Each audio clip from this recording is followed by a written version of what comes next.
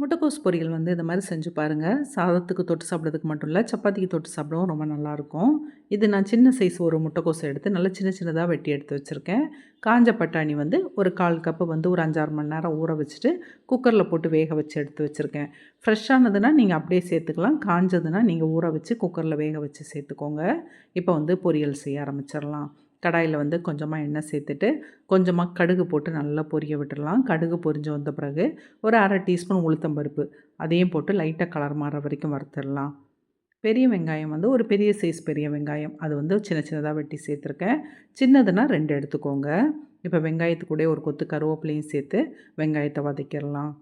வெங்காயம் வந்து நல்லா ப்ரௌன் ஆகணும்னு கிடையாது, லைட்டாக கலர் மாறி வந்தால் போதும். அந்த அளவுக்கு வதக்கினா போதும்.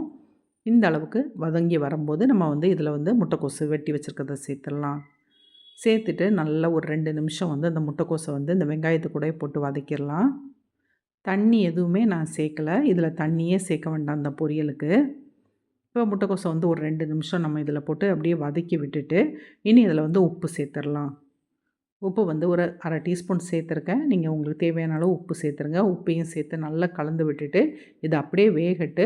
இந்த டைமில் நம்ம மசாலா அரைச்சிட்டு வந்துடலாம். மிக்ஸி ஜாரில் வந்து தேங்காய் துருவல் சேர்த்துருக்கேன். ஒரு 5-6 டேபிள் ஸ்பூன் உங்களுக்கு எவ்வளோ வேணுமோ தேங்காய் உங்கள் டேஸ்ட்டுக்கு தகுந்தபடி சேர்த்துக்கோங்க. ஒரு 3/4 டீஸ்பூன் வந்து பெருஞ்சீரகம் அது சேர்த்துருக்கேன். பூண்டு வந்து ஒரு 3 பல்லு பூண்டு, சின்ன வெங்காயம் வந்து ஒரு 6-7 சின்ன வெங்காயம் சேர்த்துக்கோங்க. இதுக்கு கூட வந்து காரத்துக்கு வந்து பச்சை மிளகா தான் சேர்க்குறோம், காஞ்ச மிளகா கிடையாது. நான் ஒரு 4 சேர்த்துருக்கேன், நீங்கள் காரத்துக்கு தகுந்தபடி சேர்த்துக்கோங்க. மஞ்சப்பொடி வந்து கொஞ்சமாக சேர்த்துருங்க. இது எல்லாத்தையும் சேர்த்து லைட்டாக ஒரு சுற்று சுற்றுனா போதும், ரொம்ப பேஸ்ட்டாக அரைச்சிடக்கூடாது. இந்த அளவுக்கு அரைச்சா போதும்.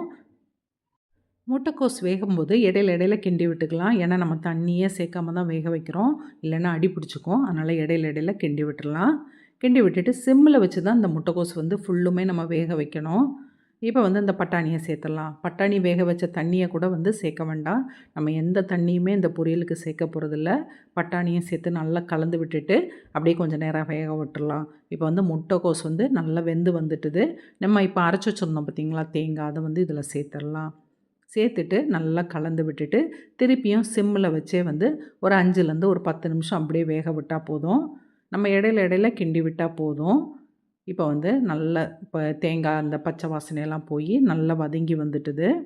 இந்த அளவுக்கு வதங்கி வரணும். அப்போ தான் வதங்க வதங்க தான் அந்த பொரியல் வந்து டேஸ்ட்டு நல்லாயிருக்கும். நல்லா வதங்கி வந்த பிறகு அடுப்பை ஆஃப் ஆக்கிருங்க. இப்போ பொரியல் ரெடி ஆகிட்டுது. இதை ட்ரை பண்ணி பாருங்கள். சப்பாத்திக்கும் நல்லாயிருக்கும், சாதத்துக்கும் நல்லாயிருக்கும். செஞ்சு பார்த்துட்டு எப்படி இருக்குன்னு கமெண்ட் பண்ணுங்கள். வீடியோ பிடிச்சிருந்தால் லைக் பண்ணுங்கள், சப்ஸ்கிரைப் பண்ணுங்கள். தேங்க்யூ. அடுத்த வீடியோவில் பார்க்கலாம்.